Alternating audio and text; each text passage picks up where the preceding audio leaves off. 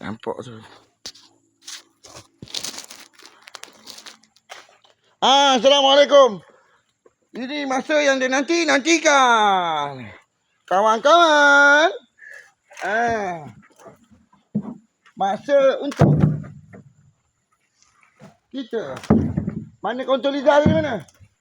Woi, kontrol Liza. Woi. Woi.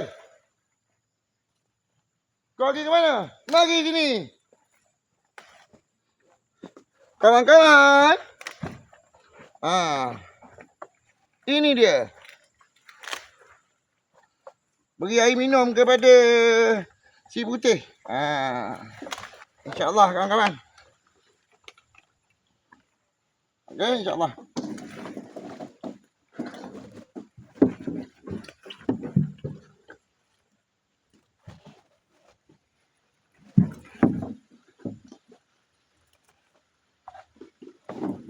Okey kawan-kawan. Tong yang pertama kawan-kawan untuk ni. Hari ni kita bocor 2 galen kawan-kawan. Sungguh malang, sungguh nasib kita ni.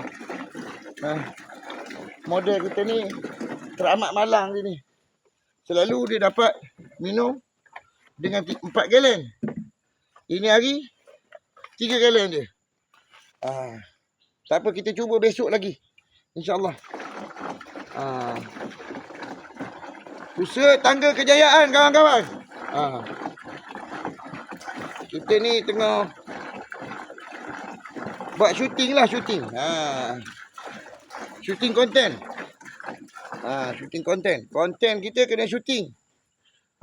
Bukan sembang konten tau. Sembang konten, rembat konten orang. Tak jadi. Itu you minit skamer darat.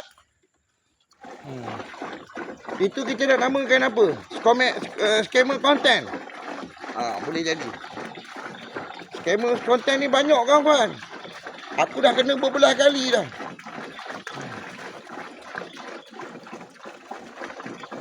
Siap konten kena ekstradisi kawan-kawan. Lepas pada tu, yang curi tu, dia pindah alam kawan-kawan. Daripada alam dan manusia, pindah ke alam bakar kawan-kawan.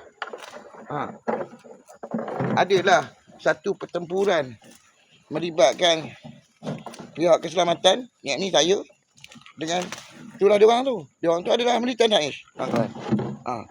Yang mana-mana bincang pasal saya ni AI, kau tolong mention dekat dia AI AI Pudin ke kau AI Rudin?